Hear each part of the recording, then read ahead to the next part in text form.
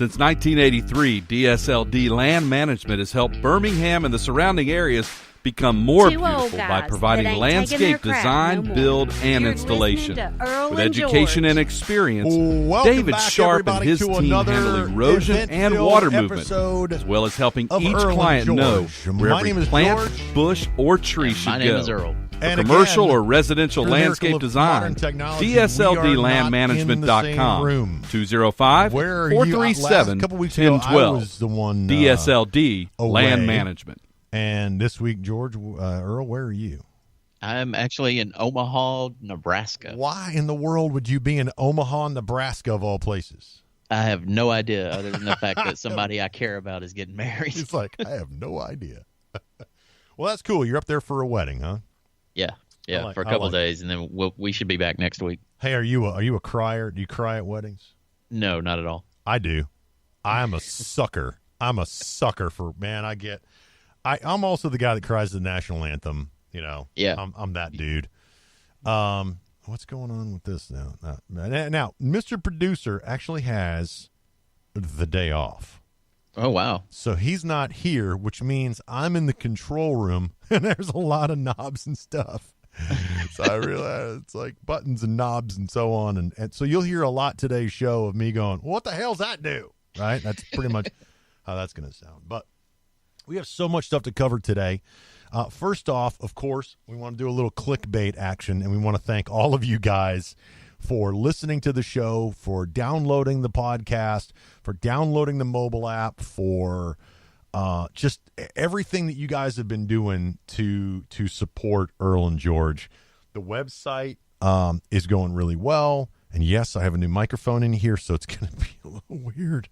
Right. But so if you hear me popping my peas, don't get mad. I'm still trying to figure everything out. But thank you guys for your support across the country.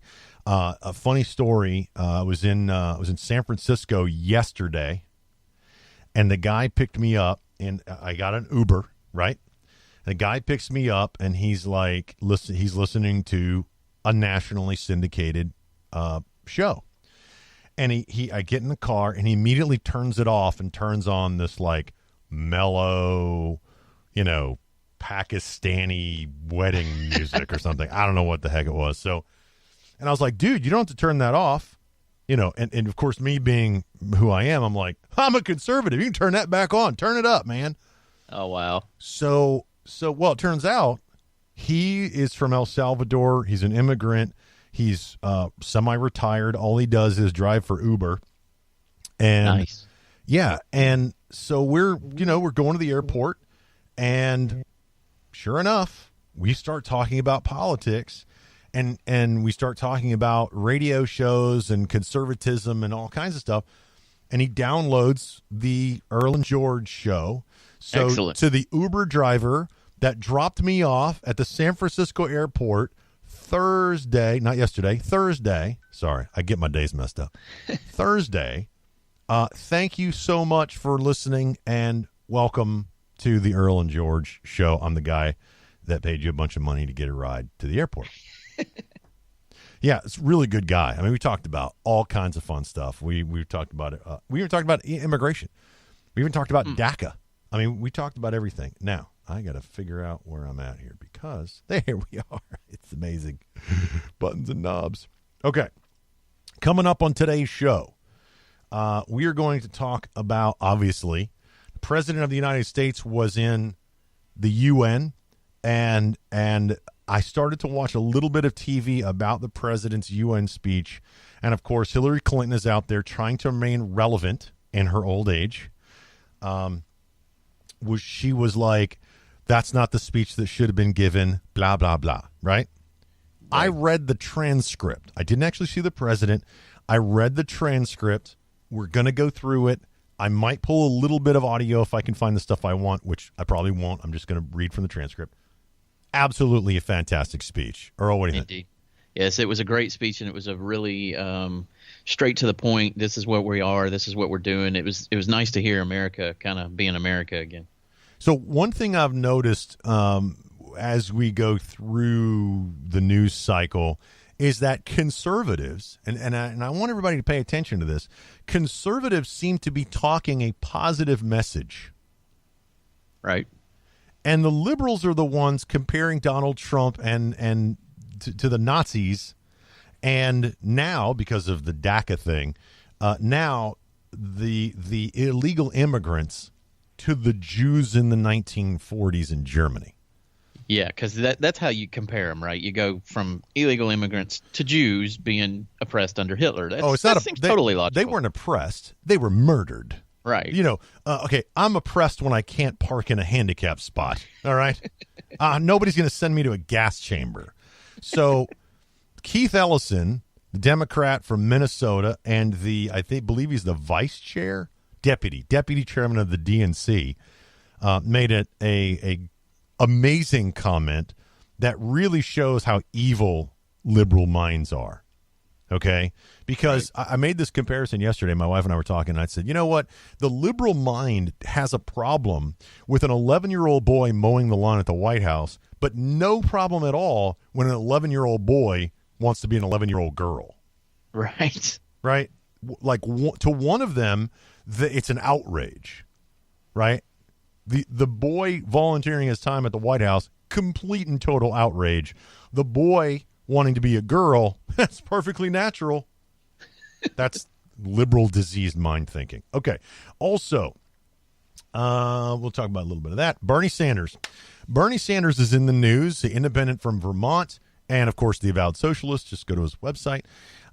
He's out there now. I think last week was the healthcare for all, the Medicare for all person. This week is the wealth tax. So we'll talk about that coming up. Also, the douche of the week. And, I was going to get a fancy intro. Earl was going to get a fancy intro. Right. But I've just been too busy, man. Yep. I have been so stinking busy with, work because we're taxpayers. But unfortunately. I wanted to start the show with something that happened to me this past week. My wife recently left her job, and everybody thinks locally. And again, we broadcast from a great county here in Alabama. Roll Tide. We 3-0 or 4-0 so far in college football. I think we're 3-0. I think. It's just a matter of time. We may lose the championship. If Alabama will win all of them and then lose the championship, it's what we love to do. Everybody locally is like, oh, that George guy, he's rich. He's got a lot of money. I do not have a lot of money, people. I'm telling you, I am as broke as everybody else. Okay. Now, Earl and I work very hard at our businesses. Okay. We work very hard. We're both self-employed. We are both mildly successful, meaning that we can pay our bills. Right. But we are self-employed, which means we don't get the benefit of health care from an employer. We have to provide that for ourselves. And I don't know about Earl, but George ain't making $5 million a year. No. Okay. I'm trying to figure out. I got onto the healthcare thing a couple weeks ago. I went out to the website. I filled out a bunch of information. Then my phone got spammed with, "Hey, we got health deals and we'll help." And they texted me 900 times a day. I start getting 888 calls, all day long. My email is being spammed because people want your money. So I called a local, the only, by the way, health provider in Alabama. Just want to point that out. I called them. Here's what they said. Here are our rates if you buy directly from us, Mr. Self-Employed Guy. However, we suggest that you call the marketplace and see if you qualify for assistance. So the insurance companies are actually disenfranchising people from buying directly from them. And they send people to the Obamacare marketplace. Wow. And just for giggles, I went ahead and I called. I should have recorded the call. I'm sorry, I don't have any audio. But the guy who helped me, and I'm just going to make up a name. Let's just call him Hunter. Was a great rep. No, he didn't try to sell me anything. Just very helpful young man. Got me all the way through the process on the Obamacare marketplace.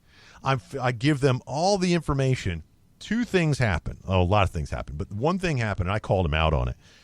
They want your Social Security number so they can bounce your identity and your income, right? Right. So then it says, what is the social for your wife? And I gave him the social for my wife. And he was like, it's optional. I said, that's no problem. I'll give it to her. She doesn't make any money. She doesn't have any income anyway because she works for our nonprofit. So then they said, what about your children? It's optional. It's optional to give your Social Security number for your children. I said, Hunter, again, it's fictitious. Just made that name up out of just random.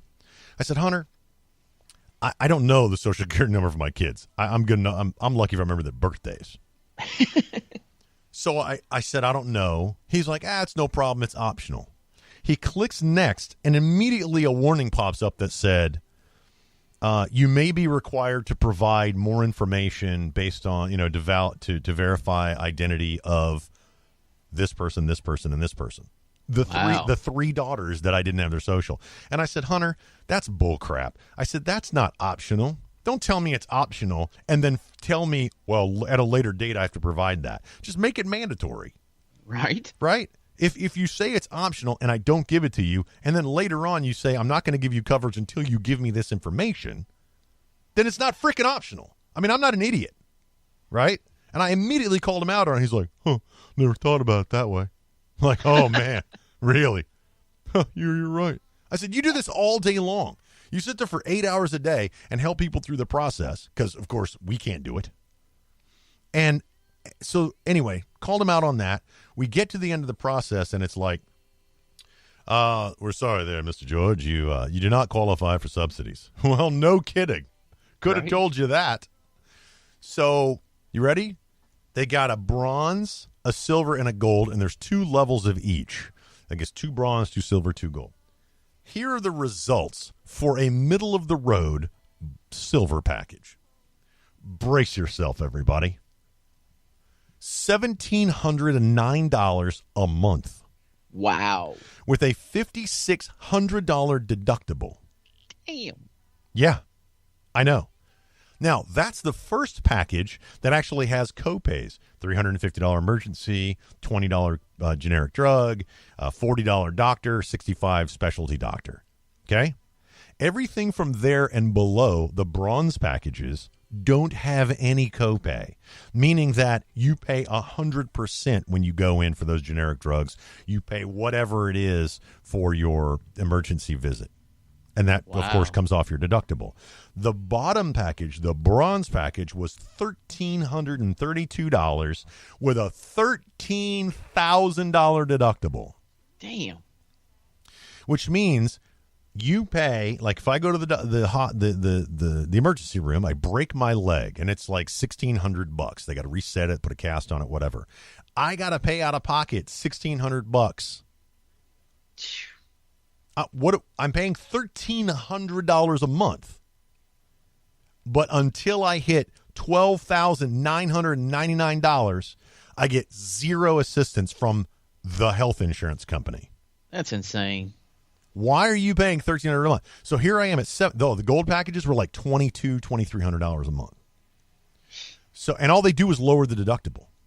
I mean, lower the cost. So like, $1,709 is the cheapest silver. That's the first one. The next one goes up, I think it's $7,185 or something like that.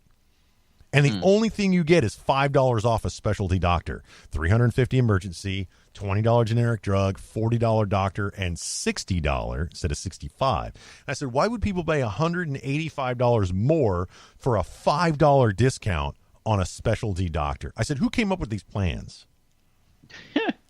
The deductible was $400 a year cheaper. So here we are, right? I don't have any benefit from an employer.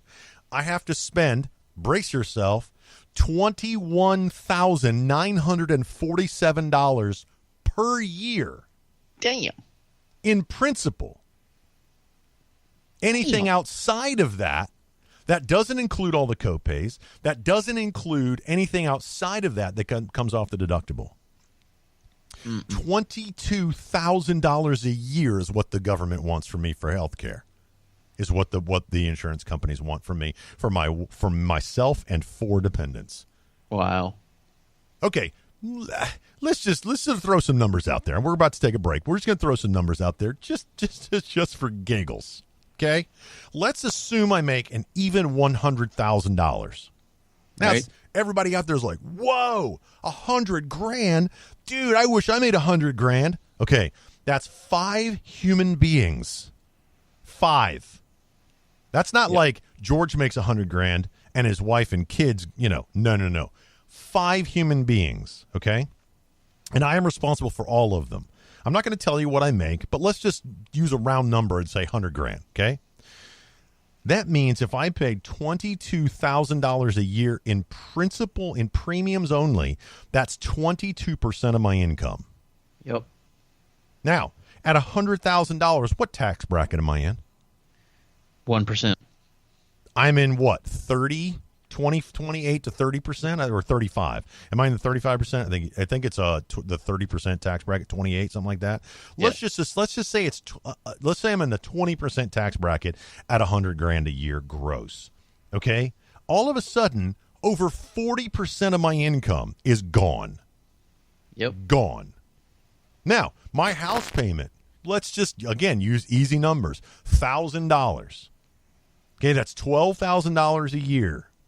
All of a sudden, 52% of my income is gone for housing, for insurance, and taxes.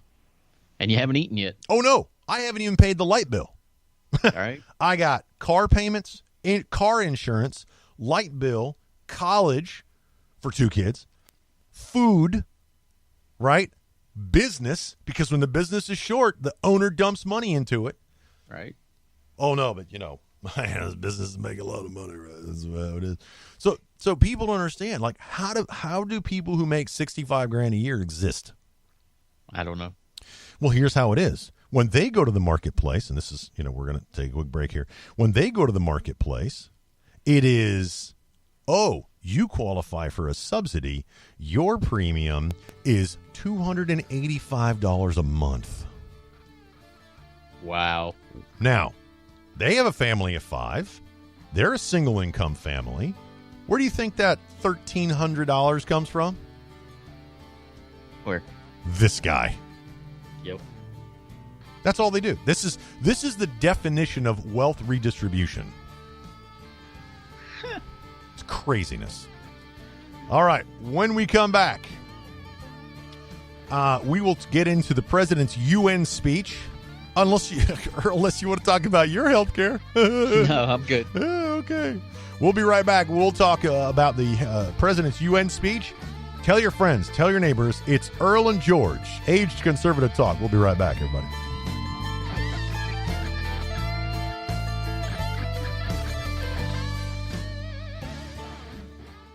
Hi, Mom. Is Claire's birthday party today? Me again, Mom. Where did I put my history book? Hi. Sorry, forgot one last thing. Sometimes it's hard to concentrate. At school, I start looking out the window, and then I forget what I was supposed to be thinking about. I know it seems like I don't care, but I do. It's just difficult for me. Love you, Mom. Bye. Join parents and experts at Understood.org, a free online resource about learning and attention issues to help your child thrive.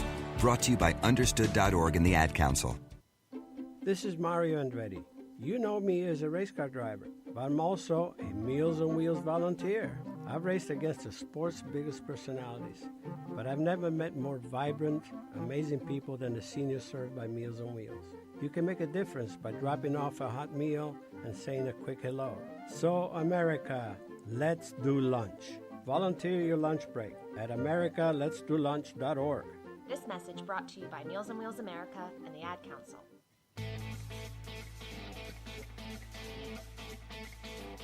Mama always said that if you keep playing with it, it'll fall off. You're listening to Earl and George. Oh, I love that. It's Aged Conservative Talk. Earl and George, thank you guys so much for listening across the country. And to our friends in Japan, konnichiwa. Domo arigatou gozaimasu. Thank you guys so much for listening. I was going to play the clip of the woman ranting and screaming at a disabled, I don't know, I want to say veteran, but I got to get my story right here. Disabled veteran who in Delaware City, Delaware, I used to live in Delaware, brought their PTSD service dog, right? Had the vest on, had all that stuff. It's full of F-bombs. I understand. But it's not going to, it's just listen. I got it edited. Just listen to it. Here we go.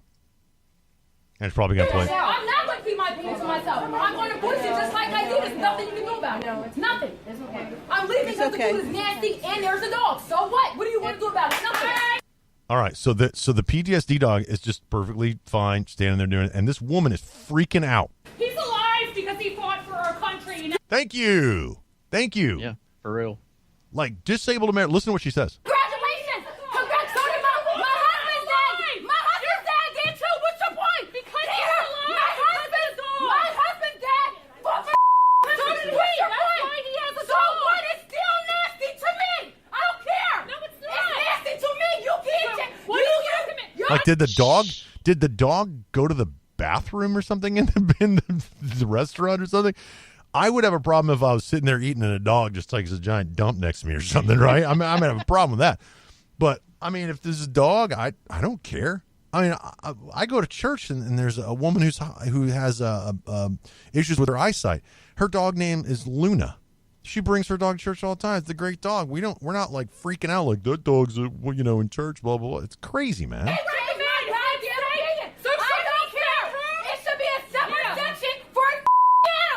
Oh, let's segregate. Wow. Let's segregate those people with service animals. Oh, by the way, the woman who's having the rant, she's African American. How would it be if people were like, "I'm leaving this restaurant because you're black"? Oh my gosh, can you imagine the outrage? Right? And I got to give credit for the woman who's like standing toe to toe with her. The guys are all like, "Sorry, man. Sorry about that. Y'all enjoy your lunch." The guys are just very quiet, and these two women are going at it. Yep. Stop. Are you going to make me? Just stop. Are you going to make me? Just stop it. So now the veteran is like, guys, and he's not telling the ranting woman to stop. He's telling the other woman, stop. Let her say her piece. And I am this is so poignant. Okay. The veteran who fought for the freedom of the woman who's ranting is still defending her to this day, ranting about his service dog. Right.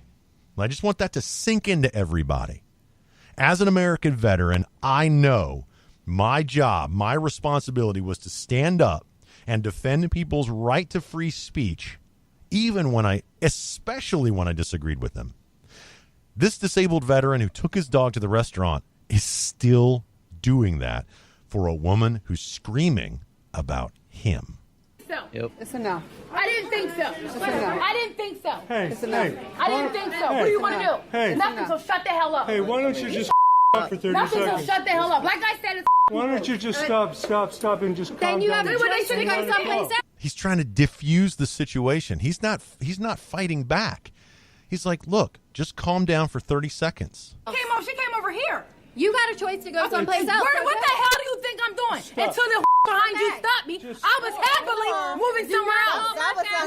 Okay, but don't get into my face when my daughter's standing there. I don't give a That's Whoa, rude. hello. You called me a You are That's what you are to be. Wow, I have it turned down because she's screaming so loud.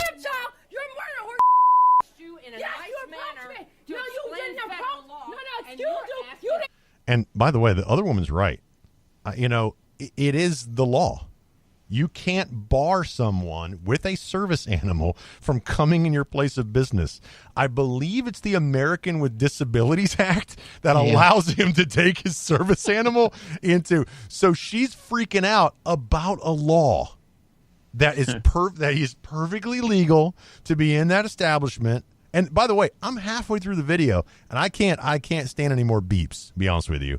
So we're going to get off of that. But she goes off off. And by the way, I just want to give I can do this. This is totally legal. Kathy's Crab House and Family Restaurant in Delaware City, Delaware. We're coming to have lunch at your place. I don't know when, but Earl and George will find a way to come and support your business. If you live in Delaware City, Delaware, or within 300 miles of Kathy's Crab House and Family Restaurant, would you please go there and have lunch? With some friends. With some friends. Take the entire family. Go and support this restaurant because they are absolutely correct. Thank you, Kathy's Crab House and Family Restaurant. I don't know their phone number. I don't know their website, or I'd be giving it out. Okay? These are the people we need to support. And by the way, I still got to give credit to the veteran. He's trying to diffuse the situation. He's trying to calm down, but he knows he's well within his rights to have his service dog within the restaurant. Right. And he is still standing up there and standing up for the lunatic woman, for her right to go nuts. Yep. It's an incredible situation. And again, I apologize for all the beeping, but it's up on the Facebook page if you want to go see it. On what Facebook? Not ours. Yeah, it is. I shared it. Oh, did you share the beeping one? Yeah. Oh, okay. I told him, warning, it's got language in it. I was like, no, Earl, no, you can't do that. All right. And the website is dineatcathys.com. Oh, okay, good. Dineatcathys.com. Take your friends. If you live within 500 miles of this place, go to Kathy's Crab House. We're going to be, Earl, seriously, I have like 500,000 sky miles. We got to go there. Right. Seriously. And just walk in and go, thank you guys. Thank you guys. Love y'all. What can we do to help you? All right. Now, speaking of somebody who was like, thank you guys. Thank you guys. Love you guys. That's how the president should have ended his UN speech. Right? Or even better yet, when he was like, at the very end of the speech, he was, oh my gosh, it's so long. Like, he's like, thank you. God bless you. God bless the nations of the world. God bless the United States. He should have said something like, it's better to burn out than fade away. Right?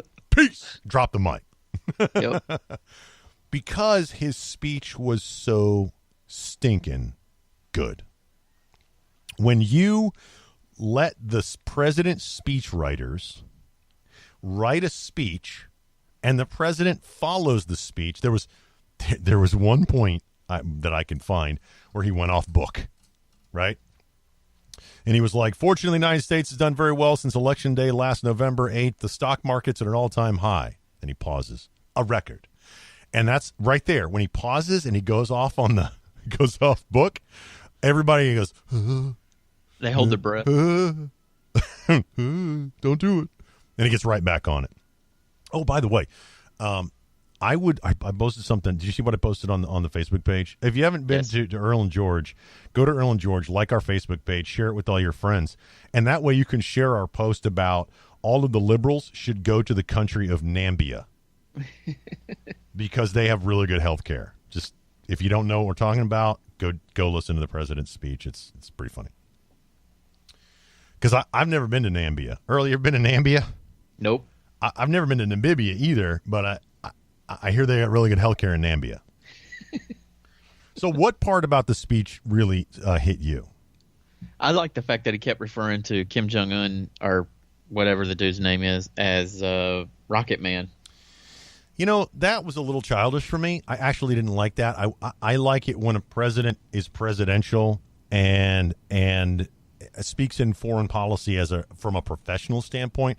I don't care that he called him that, but that's not what I like about my president. Does that make sense? Oh, I did. I enjoyed it. I was like, yeah, sock it to him. See, I mean, if we're talking about North Korea and about all of the things that they're doing, let me get to that point. President of the United States to put America first, and that actually got some applause. You need to put your countries first, and it got some applause. No, where is it? Again, it's very long. He starts talking about the well-being of their own people. Depraved regime of North Korea is a responsibility. It is responsible for the starvation deaths of millions of North Koreans and for the imprisonment, torture, killing, and oppression of countless more. We were all witness to the regime's deadly abuse when an innocent American college student, Otto Warmbier, was returned to America only to die a few days later. We saw it in the assassination of the dictator's brother using banned nerve agents in an international airport. We know it kidnapped a sweet 13-year-old Japanese girl from a beach in her own country to enslave her as a language tutor for North Korea's spies. If this is not twisted enough, now North Korea's reckless pursuit of nuclear weapons and ballistic missiles threatens the entire world with unthinkable loss of human life. Wow. Nothing Hillary Clinton could have said would have topped that. And she wouldn't have said it. She wouldn't have said that. She'd have been all kit glove and The United States has The United States has great strength and patience. But if it is forced to defend itself or its allies, we will have no choice but to totally destroy North Korea. Rocket Man is on a suicide mission for himself and for his regime. The United States is ready, willing, and able, but hopefully will not be necessary. Yep. This is what the United Nations is all about. That's what the United Nations is for. Let's see how they do. Yep. It's great. And the Democrats are like, oh, what a childish thing to do, and blah, blah, blah. Right? Absolutely fantastic. He goes on to talk about the Iranian government. He goes on to talk about the oppressive regimes all over the world.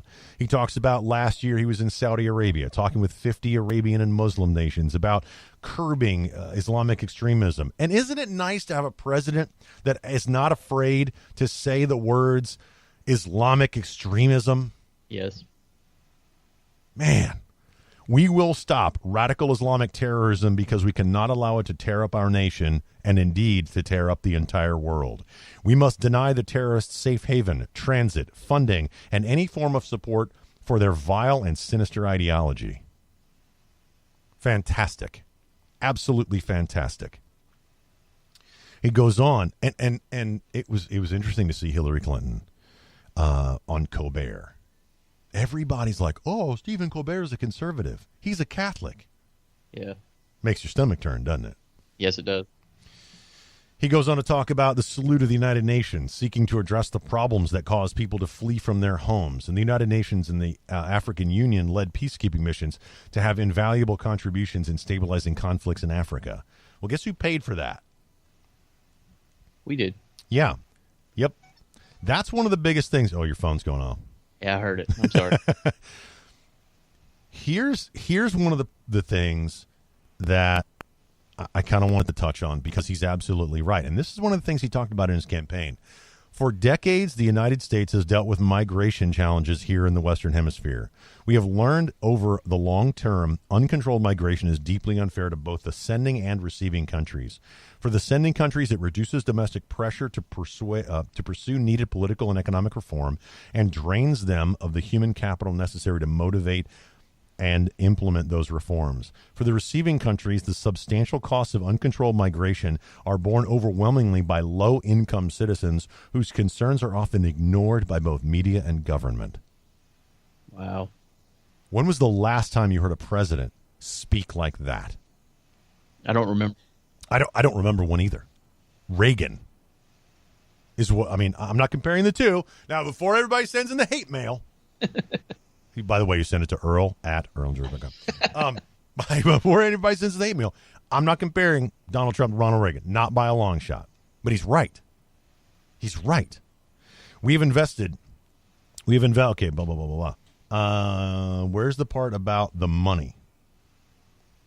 Okay, United States is one of out of 193 countries of the UN.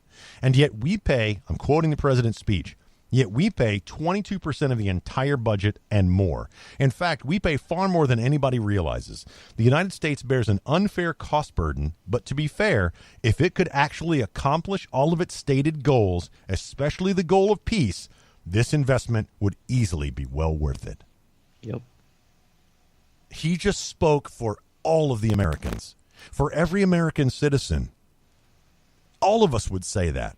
All of us would say, why are we paying 22%? Well, the Democrats are like, we're the richest nation. $20 trillion in debt. Why are we paying 22% of the entire UN budget? Out of 193 countries, Why are we paying 22%? And again, he spoke for every American citizen. If that's the cost that America has to pay for peace in the world, if it could actually get there, if the United Nations could actually achieve that goal, I will gladly give you 22%. Right. But what do we have? We have Islamic terrorists rampant throughout the Middle East and the world. We have Venezuela killing its own people, Syria murdering its own citizens with sarin gas attacks. We have Russia invading the Ukraine. We've got dictatorial powers slaughtering their own people in North Korea. We have Iran, who wants to wipe one of our allies off the planet. They have the little Satan Israel and the big Satan the United States. Where is the United Nations? What are you doing with our money? That's my question. Good question. The president continues, quote, major portions of the world are in conflict, and some, in fact, are going to hell. But the powerful people in this room, under the guidance and auspices of the United Nations, can solve many of these vicious and complex problems. The American people hope that one day the United Nations can be a much more accountable and effective advocate for human dignity and freedom around the world. Thank you. For real. Why are the 192 other countries not saying that?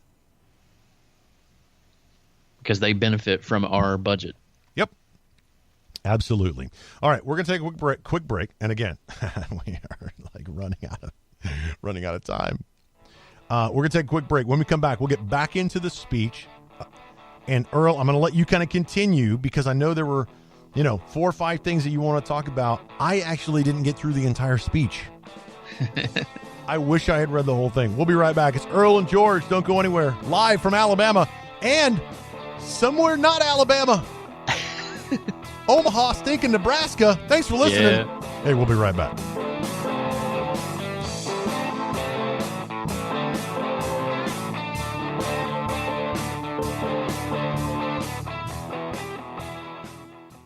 Welcome back to The Cat Show. Up next, we have Nico. Nico is a member of the Shelter Pet Group. That's right. A group known especially for their sunspot sleeping, ball chasing, leg rubbing, and of course, companionship. Just look how she struts. It's like she owns the place. And see how she curls up and cuddles her person.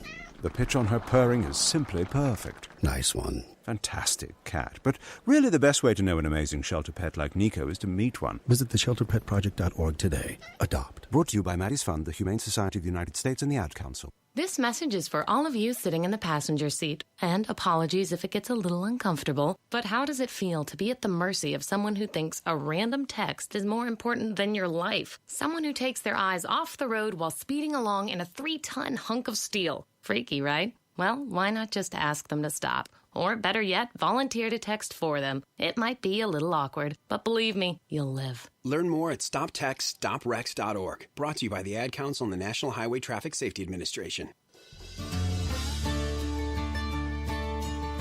Smoother than aged whiskey and tighter than turn 4 at Talladega.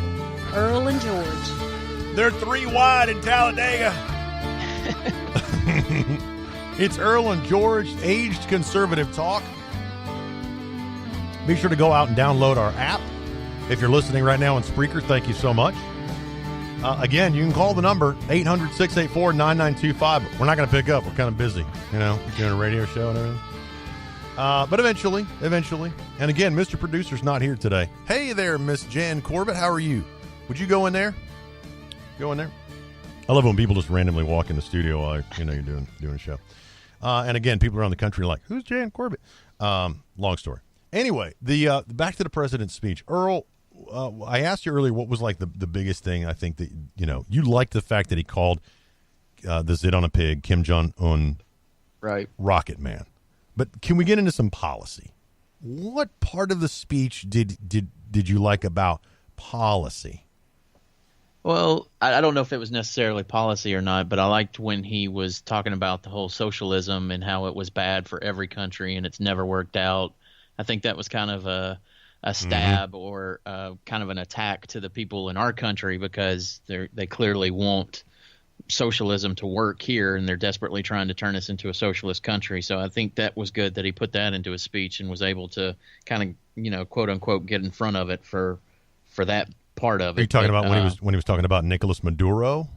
When he was talking about the socialism of Venezuela and everything, yeah. The problem in Venezuela is not that socialism has been poorly implemented, but that socialism has been faithfully implemented. Yes. By the way, he got some applause. Yes. From the Soviet Union to Cuba to Venezuela, wherever true socialism or communism has been adopted, it has delivered anguish and devastation and failure. Those who preach the tenets of this discredited ideologies only contribute to the continued suffering of the people who live under these cruel systems. Yep. That was it for me. I mean, the fact that, as I've got friends and family that I know in Venezuela, so for him to touch on it was really good. I was like, finally somebody on a national stage is letting people know what's going on, or at least trying to let them know. Here's what got me.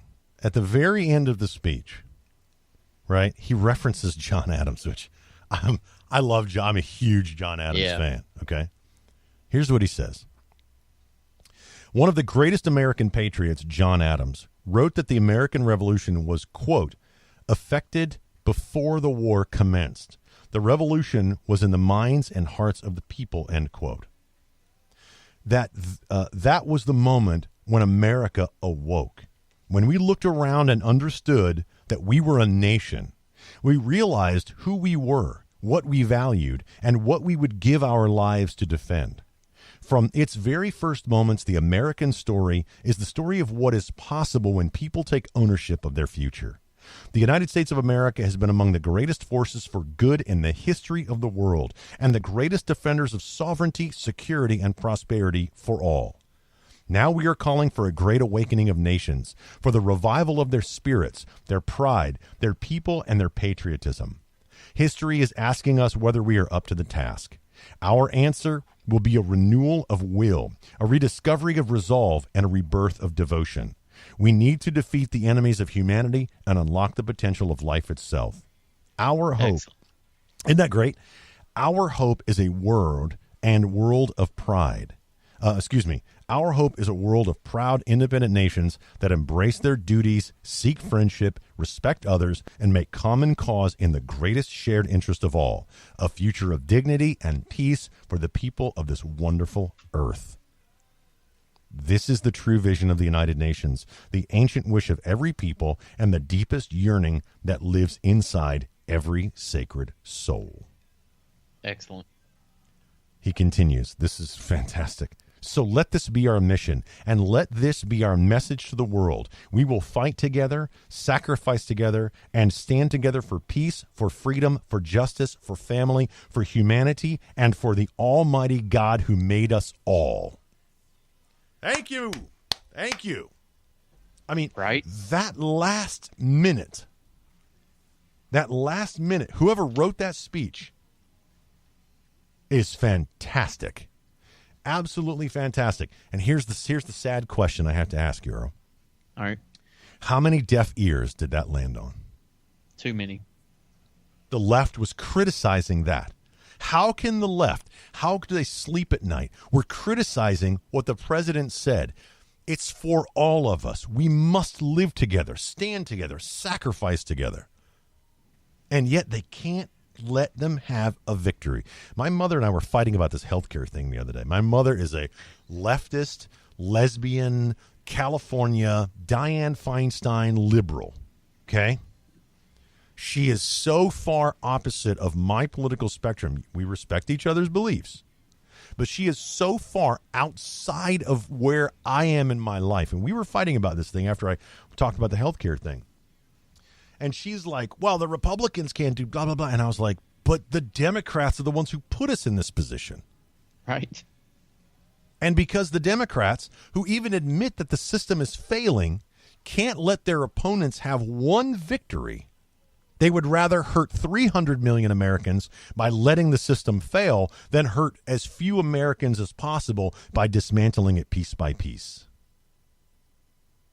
Let me say that one more time so it sinks in. The Democrat Party, who voted for Obamacare, put it in place, touted its benefits, understands that it's going to fail. They talk about how broken the system is, how it's hurting the American people, and yet they will not side with the Republican Party, who is trying anything to either fix, dismantle, or replace Obamacare because it's hurting people. The Republicans are trying anything. But the Democrats won't work with them. They would rather see 300 million Americans hurt when this whole system crashes than dismantle it piece by piece and hurt as few people as possible. Wonder why that is. Because they can't let their opponents have a victory. They can't let the president have a victory. They can't let the Republicans in the House who control the House and the Senate have a victory. They can't. It's not within them. So they must fight everything. And even Nancy Pelosi is like, we know the system is going to fail, but it's the Republicans' fault. What are you talking about? How do you sleep at night? How does John McCain, who campaigned on the repeal in place of Obamacare, how does he sleep at night? Mikulski, who's the other one? Collins? Yeah. How do these people sleep at night? They would rather let the system stay as it is and completely collapse. And even the president said that. He says, look, you either are going to fix it in Congress or it's going to collapse, and you're going to have to do something anyway. Whose fault is it when it collapses, Earl? The Republicans. Absolutely. The Democrats got us in this mess. The Republicans can't get us out of this mess because they're either scared that it's going to hurt them because, they're like, oh, the Republicans are going to hurt 20 million Americans. So what? The other 280 million Americans won't be hurt because they're dismantling it piece by piece for hopefully something that fixes the problem. And I asked the question, I don't know, how much does an MRI really cost? Yeah, it's got to be pennies now. I got to look this up. The cost of an MRI. Let's just see what happens. The actual cost. Okay. The average cost of an MRI in Raleigh, North Carolina is $3,000. Oh, Omaha, Nebraska, where you are. If you needed an MRI tomorrow, it would be $2,500 for them to scan your knee, let's say. Wow. Now, again, these machines cost a lot of money, okay? But I was saying a little bit of your payment goes to pay for the machine, a little bit goes to pay for the technician who runs it, a little bit goes for profit, a little bit goes for the electricity, and so on. What does it actually cost? $400 maybe? $500? Because over the life of the machine, right, everybody pays $500, a little bit goes to this guy, and you break that down that way. Why are we paying $2,500 plus for an MRI? 15 minutes, I'm in the MRI machine. It takes a picture of my knee. I'll gladly pay you $500. But $2,500? Who sets the rates for that? The hospital or the insurance company? Hospital. Why? Why are they allowed to do that? Why does that happen? If we actually said, no, I'll pay you $500 because, that's really what it costs. $600 maybe, right? Why $2,500? Why $3,000 in Raleigh? Then you got to pay the doctor to read it and so on. Seriously, right? That's a good point. Why is it different in Omaha versus Raleigh? Right, exactly. Oh, it's if you go to New York, if the MRI testing facility in New York, you pay $1,785. But what's the actual cost? They can't tell you what the actual cost is. And don't tell me that they're not smart enough to figure that out. They're freaking doctors. Right? They're accountants. They know the cost of the machine, its average lifespan, the depreciation over time, and how many people do we need to pay for it, to pay it off, and blah, blah, blah, blah, blah. We pay for those machines 10 times over before it's time to replace them. It doesn't cost $2,500 for an MRI. Give me a break. That's like taking your car to the mechanic and going, how much is that brake job? $9,000. Why? Because I arbitrarily made that number up. It really costs $385. Right. If that's the way the mechanic work, nobody would go to the mechanic. But they got to have their profit margins and all this other. Anyway, so the Democrats got us in this mess. The Republicans can't get us out of it. They're going to blame the Republicans. My whole point is, do we dismantle it piece by piece and attempt to hurt as few people as possible, because some people are going to get hurt. We know it. We hurt as few people as possible, or do we just let the whole damn thing fail and hurt everybody? Yeah, because if it fails, it's so into our economy right now that it's going to screw up the economy, too, by failing. Oh, absolutely. Yeah. It's so ingrained in our economy, we can't even fathom how it's going to hurt. I mean, we don't even know, right? We think we know because, hey, we bailed out the auto industry because that's $1 billion, $1 trillion, whatever it is, business. What do you think we're going to do with healthcare, man? What do you think this whole system is built around? Bailing them out. Didn't the healthcare companies help write the stinking law? Think so. Didn't Obama have a round table with smart guys and a bunch of dudes in lab coats and, hey, we've made a law? Why would you go and say, guys, we're going to write a law for auto mechanics, and the people we want to write the law are freaking auto mechanics? Where was the guy in the back of the room going, hey, guys, that's not a very good idea? He wasn't invited. Seriously. This is all a gigantic scam. And you and I have said this before, Earl. Everybody, here we go up the crazy tree. Get your little tinfoil hats on. It was designed to fail. Why? For the single-payer system. It was designed to fail so that when it fails, the Democrats would be in power to rescue all of us from it. They put the system in place to fail in hopes that when it fails, they would be there to say, well, that didn't work. Here's another system, guys. It's that progressive. And by the way, that's the definition of progressive, right? That's the definition of progressive. We go a little bit at a time, and eventually we're going to reach our goals. Progressives have long plans. They play the long game. Republicans are like, bam, bam, bam, bam, bam, fix. We got to do that now. Republicans and the Democrats, progressives are like, we don't need a paradigm shift in transgenderism or acceptance of homosexuality in society. What we need is a teeny tiny little change every now and then over time. Yeah. Eventually, we'll get to the point where a state will pass a law to send you to jail if you don't use the right pronoun. Wow. Welcome to California. Yep. You see, that's progressivism. That's the whole definition of progressivism. Slow change over time. And they do it at the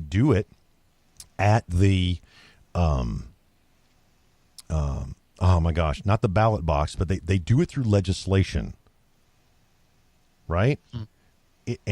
Okay, homosexuality became a civil right. Yeah. Okay, no, we all have the same civil rights. Marriage equality became a civil right. Transgenderism of children is now a civil right issue. Huh. Which bathroom you use is a civil rights issue. Because they know that when they say you're infringing on that 11-year-old girl's civil right to go in the girl's bathroom and go to the bathroom, and we're like, that's a boy. We all say, that's a boy. They're like, you're discriminating against her civil rights. Huh. And none of us want to be accused of discriminating against someone's civil rights. Right.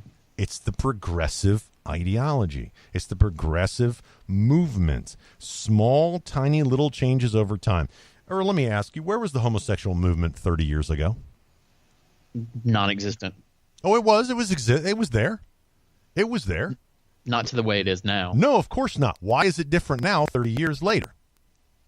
Because it's popular. Because they've made progressive changes over time, and when they learned that they could latch on to the civil rights movement, and the Democrats, the progressives, would kowtow to them and agree. You go back 30 years, even Democrats were like, no, homosexuality is a sin against God, and blah, blah, blah, right? Right. But they latched on to that voting block. They made it a civil rights issue, and boom, here we are today. A problem with an 11-year-old mowing the lawn, no problem with an 11-year-old changing their gender. They haven't even gone through puberty yet, and they want to change their gender. Oh, I got no problem with that. And it's crazy. It's absolutely crazy. And we got to move on. I'm sorry. I got off on a tangent there, didn't I? I kind of ranted and just kind of went all over the place. Just a little bit. Okay, but that's you got a problem with it? Nope. I will protest you. All right. As we get to the top of the hour here, we are. What should we talk about? Do we talk about that one? No. Wait. No, not that one. Where's the one I had about? Nope. Bernie Sanders. Yeah, here. Okay, here we go. 5th grade teacher. Remember what I was just talking about? 5th grade teacher at Canopy Oaks Elementary School in Tallahassee, Florida, made headlines after sending home notices to students' parents requesting that their pupils address her with gender-neutral pronouns in her classroom. Wow. 5th grade. Wow. Now, can someone define the word indoctrination for me? Because the teacher is feeling that they have the civil rights to force a bunch of students to their way of thinking to use gender-neutral pronouns.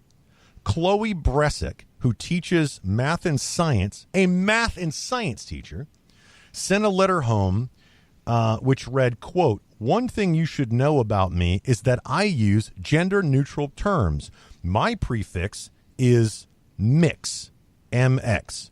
Additionally, my pronouns are they, them, their, instead of he, his, she, and hers. I know it takes practice for it to feel natural, but in my experience, students catch on pretty quickly." The teacher added, quote, "We're not going for perfection, just making an effort," end quote. Wow. Now, most people would read that and just get pissed off. I read that and I see sinister. Because when you read that, it's all about her, not the students. Yeah. She wants to force her classroom to her ideological mindset, the liberal, leftist, diseased mindset. I want to be addressed a certain way. Therefore, everyone around me must conform to what I want, instead of letting them be themselves. That's what's going on in your public schools, everybody. That's what's going on right now. Right now, how many kids you got? 5 or 14? How many kids you got? When they get to public school, that's what's going on. Now, not all public schools, granted. I mean, this is just one story out of 500. But the reality is the diseased liberal mindset of what I want must be spread to everyone around me. And when you think a kid is going to stand up to their 5th grade teacher and say, "Excuse me, that's not an authority you have over me. You can send me to the principal's office and you can assign me homework, but you don't get to tell me how to speak." No 5th grader is going to do that. That teacher has carte blanche authority, and you hand your children over to her for how many hours a day? So while most people see that and go, "That's bad," I look at it and say, "That's evil." Yep. Let her use her own pronouns as much as she wants, but you don't tell my kids how to speak, Miss Brexit. Which is funny because it's Brexit. I thought that was... Or Bresick. Sorry, Bresick, whatever. Earl and George, we'll be back next hour. Don't go anywhere. You might miss something important. You might miss something Earl has to say, because I'm monologuing for an hour, aren't I? We'll be right back. It's Earl and George.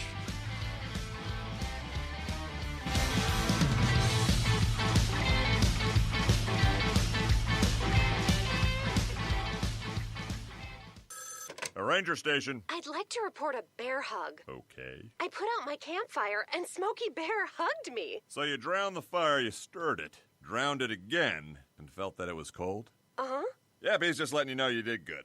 Bear hug from Smokey Bear. Status update. I'm gonna let you go now. There are many ways to start a fire, but one sure way to put it out.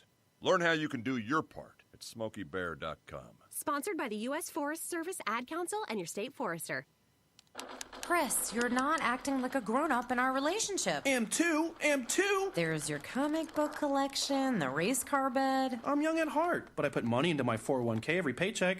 I'm taking control over my financial life, and that feels pretty grown up to me. Put away a few bucks, feel like $1 million.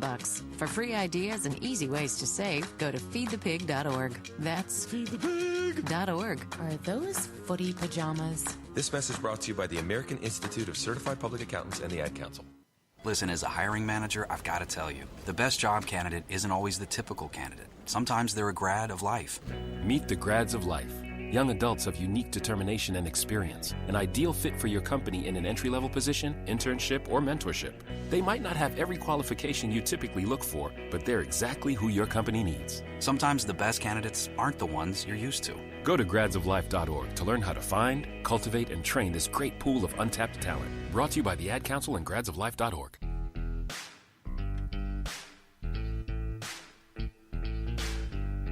Two old guys that ain't taking their crap no more. You're listening to Earl and George. By the way, George is the cute one. Sorry. I got to do it. Welcome back to hour number 2 of Earl and George. Again, if you're just joining us, I am in the studio in Alabama, and George is in Omaha, Nebraska. I'm sorry, Earl. How do I do that every time? Earl is in Omaha, Nebraska, visiting family. And I mean, have you gone to like a steak place or something? Don't they have like good steak places in Omaha? There's a casino right outside the window. Isn't so the only thing I know of Omaha, Nebraska is like Mutual of Omaha's Wild Kingdom. Right. Oh man, I gotta find hold on, just because you're there. Let's go ahead and just have some fun here. Our internet's so slow. Who's on the internet? All right, here we go. Wild Kingdom intro. You remember that growing up? Yes. All right, here we go. Mutual of Omaha's. I love this. Here we go. We're probably going to play an ad. No, listen. Yes! Awesome. Mutual of Omaha's Wild Kingdom is presented with a company with That's like all of a sudden I'm 5, and I'm seeing that the guy who was the guy, Merlin Perkins. Remember Merlin Perkins? Vaguely. Yeah, he was the director of the St. Louis Zoo. He was the old guy, and then they had the young guy, and the young guy was Jim Fowler. Fowler. Mutual of Omaha's Wild Kingdom. Man, I don't know. So there's a casino right outside your hotel? There's like 4. Really? Yep. Oh, that's Indian casino territory, isn't it? Yeah. Uh-huh. That's what it is. Well, then again, I mean, it's Omaha. Is that in Indian territory? How do they get away with that? I know that, but I guess it is. How do they get away with that? That's weird. I don't know. I mean, unless Nebraska has, legalized gambling. Who knows? What are we going to talk? We talked about that right there. What do you want to talk about this start off this hour? How about a new CNN poll shows that Americans have changed their opinions of President Donald Trump. Yep. Trump's approval rating has climbed slightly to 40% in reverse of the downward trend. Quote, now, by any normal historical measurement, that's not a good number, CNN host John Berman reported, but it's better. How do Americans, according to CNN's poll, nearly 2/3 of Americans approved of how he handled the devastating hurricanes. Only a quarter of Americans say they disapprove of how he responded. How else was he supposed to do? By the way, is he responsible? Is he ultimately responsible for how the government reacts to a hurricane? I don't think so. I didn't think President Obama or President Bush was. Well, everybody else did. Well, they said it was his fault. Right. Did any hurricane get blamed on Obama? No. Of course not. Less than a majority, 41% of Americans, reported that Trump was doing a satisfactory job with North Korea. 37% in April. And by the way, it's increased. Nearly 60% of Americans favor military actions if diplomacy or sanctions fail. Well, here's the thing about that question. If diplomacy and sanctions fail, what's freaking left outside of military action? Right? Right. Let's see. Okay. So there, his numbers are on the rise. I don't really do a whole lot of poll, stuff, but his numbers are definitely on the rise. Now, our favorite American, Representative Maxine Waters. decided to use a funeral as an opportunity for political advocacy last weekend. Of course. While giving a eulogy for comedian and civil rights activist Dick Gregory, Waters claimed she was, quote, cleaning out the White House, end quote, and called President Donald Trump, quote, this dishonorable human being who can criticize everybody but Putin and Russia, end quote. Isn't he the guy who signed the sanctions against Russia? Yep. She is the most despicable woman I have ever seen in politics.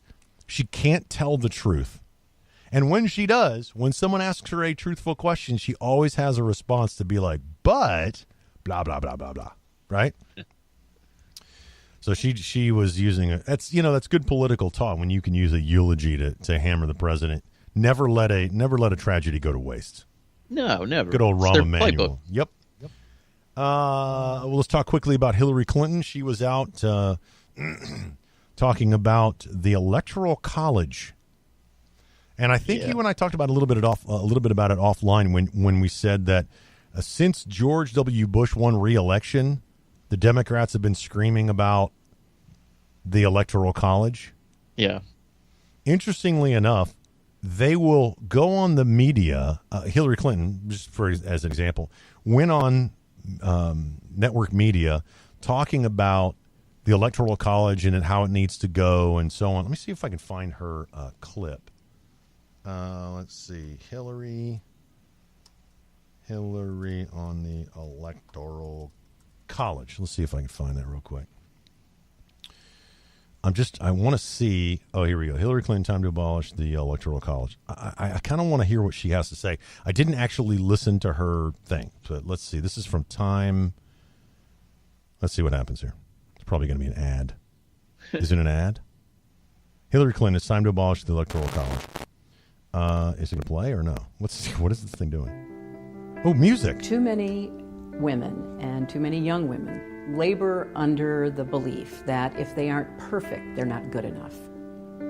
You have to be well prepared and highly competent and work hard. All of that is true. What does that have to do with the Electoral College? Right. But you don't have to be perfect. Hillary Clinton, the nominee. Well, they make Every one of us is flawed. Every one of us has challenges. Wow. You more than anybody. That we have to overcome. God, I could say so many things right now. I'm biting my It should not be an impossible task for more women to achieve their own goals in the face of what is a pernicious double standard that is aided and abetted by the idea of perfectionism. Whoa. Wait. We were supposed to be talking about the Electoral College. What is this? Sounds like a campaign speech. This video is on the Hillary Clinton Time to Abolish the Electoral College page. What is this? By the way, the pernicious perfectionist. What is she talking about, Earl? I have no idea. I mean, she's talking about how more women can't achieve their personal goals because of some pernicious thing, perfectionism. Are we talking about He-Man and the Masters of the Universe and how all men are supposed to look like that? I think she's trying to say that the women aren't able to accomplish anything that they want in this modern world, which I don't know any woman that has a problem accomplishing what they want. Totally disagree. Yes, there's a picture. There are pictures of her when she was young and growing up. It comes really early in girls' lives, but I think girls Can we get to the goes, imagine doing. Can we get to the Electoral College? Be an underseas explorer or a general, and if you don't see role models. What in the world is this nonsense? Okay, here we go. I'm just going to read the article. In an interview with CNN Thursday, hopefully that wasn't it, the former Secretary of State said that it's time for the country to move toward electing the president by popular vote, which she won by nearly 3 million votes in November. Illegal votes. Not only is Hillary Clinton a sore loser, but she also doesn't understand how the Constitution of the United States works. So she is ignorant of how our government works because they talk about the Electoral College as a process or a system. What people don't know is that the Electoral College is written into the Constitution of the United States. The 12th Amendment, and I believe there's another one, The 12th, now I got to look it up. Look it up for me, Earl. The 12th Amendment and another one set up the system. Quote, we've moved toward one person, one vote. That's how we select winners, end quote. She said, adding that the Electoral College should be ended. Quote, I think it needs to be eliminated. I'd like to see us move beyond it, yes. End quote. Why? Why do you want to see the Electoral College? Not only because you lost the presidential election. Here's why, America. You're in Omaha, Nebraska right now. How many Democrats live 100 miles outside of Omaha, Nebraska, Earl? I don't think there's a lot. Very, very few. But how many Democrats live downtown Omaha? Quite a bit. Very good.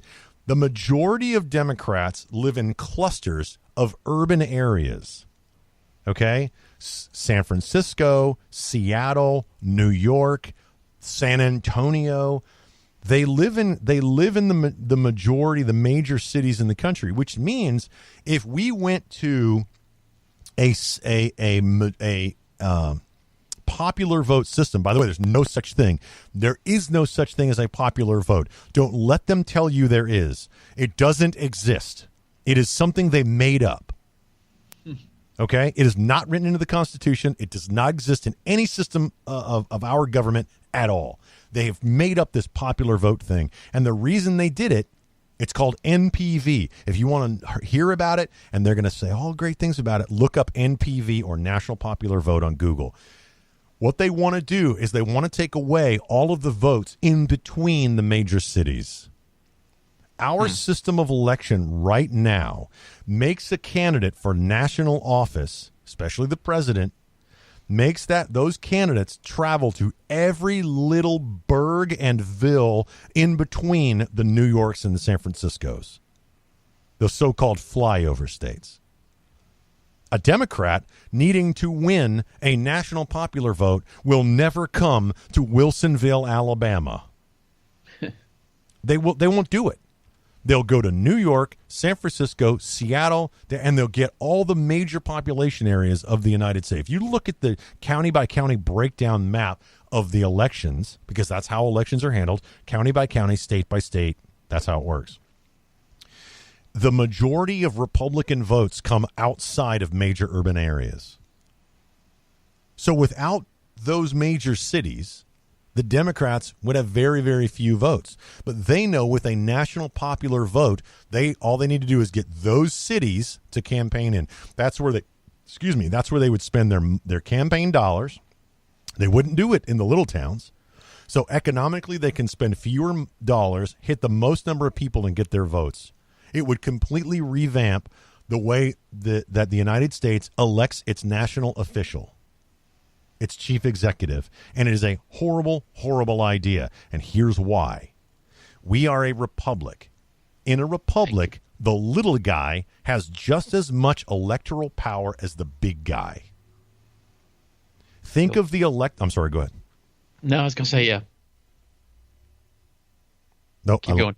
Oh, the little guy has the exact same electoral power as the big guy. Think of the Electoral College as the Senate, where Rhode Island has the same power as California, even though their populations are extremely different. Their land mass is extremely different. Rhode Island can cancel the vote of California. That's equal electoral power. The reason we have an electoral college is so that the surrounding areas around major population centers have the same electoral power as the population center. That's it. We are a republic where the people in Wilsonville, Alabama, casting their vote have the same electoral power as the people in downtown Montgomery, Alabama, casting their vote. I use Wilsonville. It's a tiny little town where we live, by the way. That's why the Electoral College is so important. Everybody's like, well, we don't actually elect the president. Yes, we do. In fact, we have elections that elect the electors. Each state party puts forth its electors, a certain number of electors based on population.